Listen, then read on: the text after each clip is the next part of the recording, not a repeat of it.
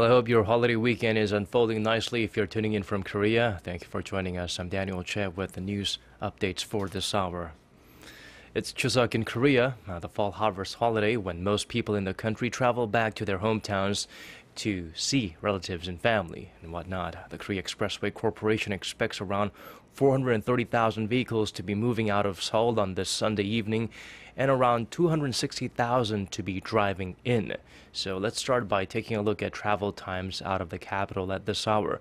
If you're driving from Seoul to Busan, you're in for a 5.5-hour road trip, which is an hour longer than it would have taken if you hit the road yesterday. The travel time from Seoul to Daejeon is 2.5 hours. To Daegu, it's 4.5. Ulsan is 5 hours and 40 minutes. Gangneung is 3 hours and 20 minutes. And it's around 4.5 hours to get to Gwangju or Mokpo from the capital.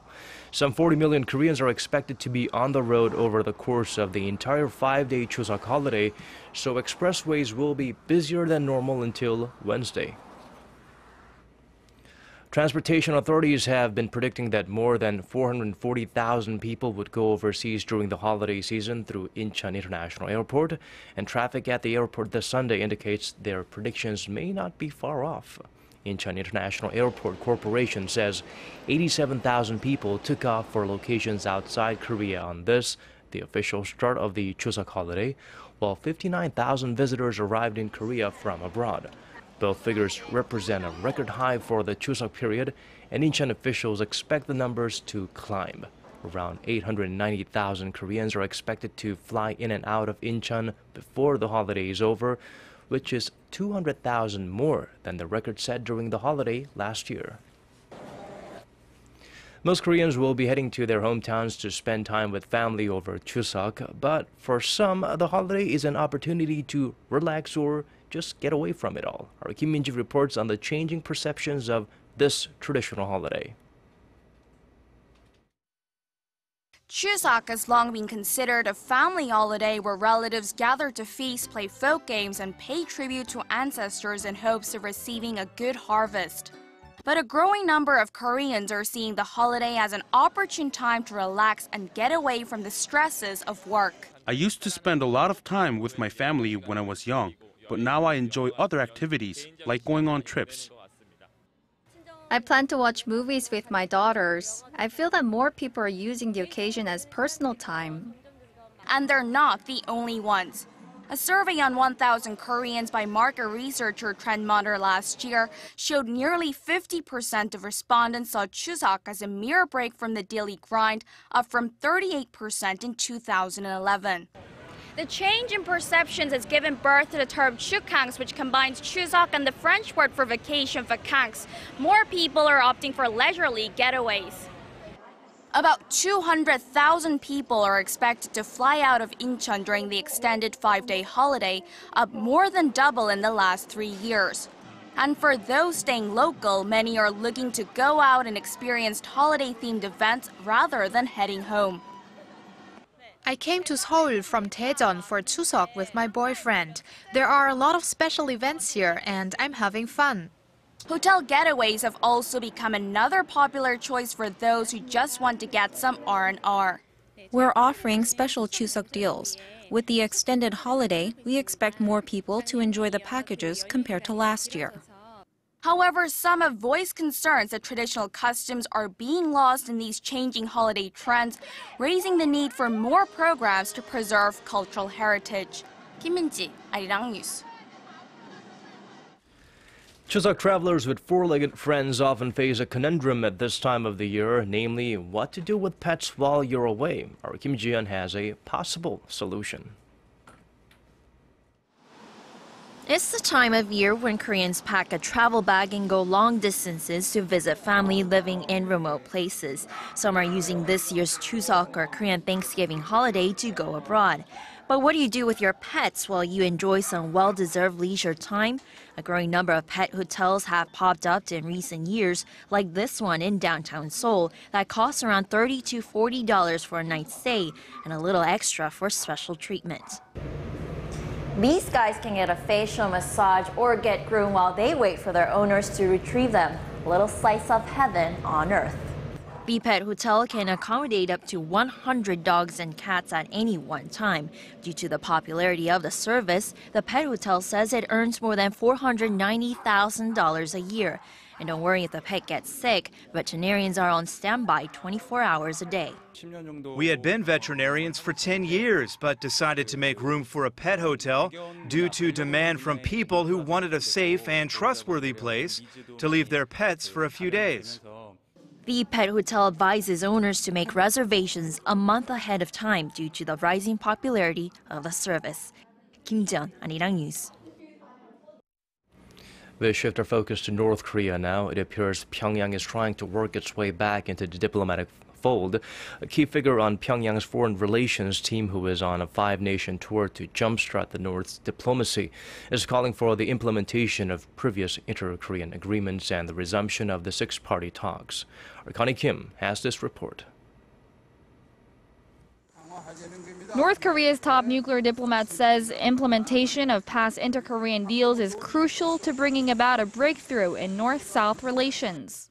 Speaking to reporters during a stop in Germany that's part of a five-nation European tour, Kang Seok-ju, the secretary of the Central Committee of the North's ruling Workers' Party, said the two Koreas could strengthen bilateral relations if they carried out the joint declarations signed after two historic inter-Korean summits in 2000 and 2007. The two agreements laid the foundation for reunions of war-separated families, an inter-Korean industrial park in Kaesong, and other projects aimed at boosting economic cooperation.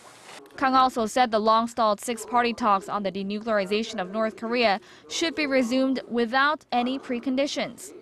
Seoul, Washington, and Tokyo have been demanding Pyongyang's denuclearization as a precondition to restarting the aid for disarmament talks. The purpose of the North Korean diplomat's trip is unknown, but South Korean officials say it is in line with Pyongyang's efforts to re-enter the diplomatic circle. Kang is a key figure in North Korea's foreign relations and is also regarded as a point man when it comes to Pyongyang's nuclear weapons program. Germany was a North Korean diplomat's first stop on a tour that also includes trips to 3 other European nations and Mongolia. Connie Kim, Arirang News. The U.S. State Department says its appointment of a new envoy for the stalled six-party talks on North Korea's nuclear program does not represent any change in U.S. policy on the negotiations. Sidney Seiler, a former director for Korea policy at the National Security Council, took the job on Tuesday. When asked if Seiler's appointment indicates America's willingness to reinvigorate the talks, stalled since 2008, that is, State Department Deputy Spokeswoman Mary Harf said Seiler was brought on because his tenure at the NSC was finishing. She added the move is not an indication of any change in North Korea policy. Meanwhile, pursuit of the peaceful denuclearization of North Korea continues, with South Korea's chief nuclear envoy Hwang Jun-guk visiting Washington this Tuesday for talks with his American counterpart Glenn Davis on a wide range of issues.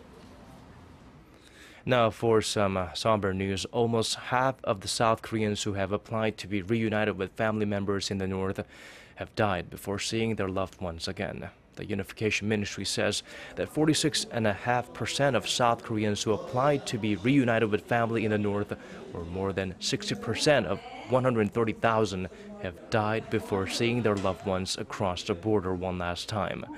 And at this point, about 10% of the applicants who are still alive and are 90 years old or older, while 40% are in their 80s. The last round of family reunions was held back in February.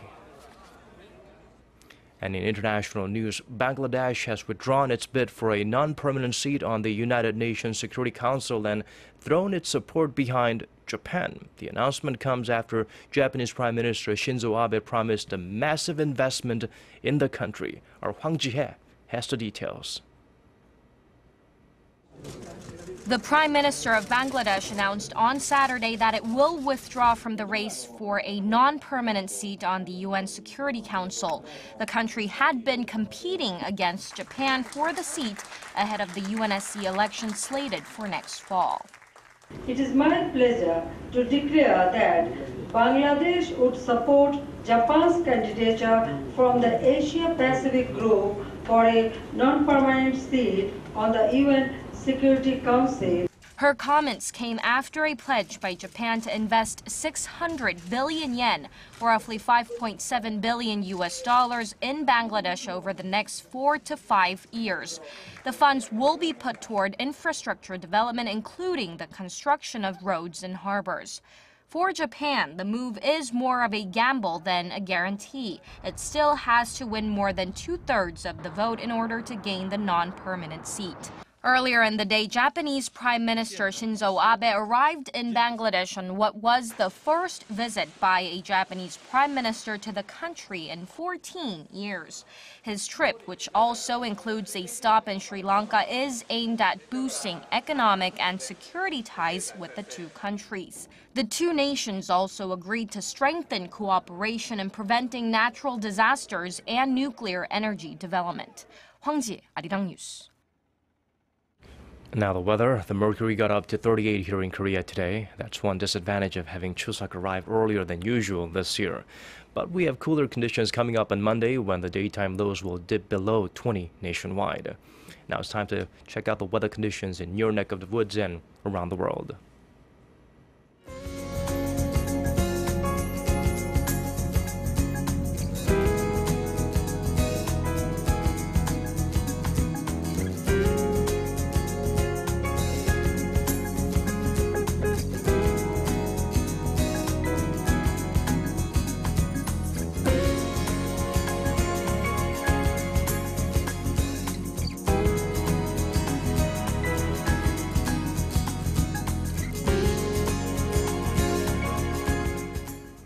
And that's all we have for you for now. Thank you for being with us. We have more updates at 10 p.m. Korea time, so do join us then for more.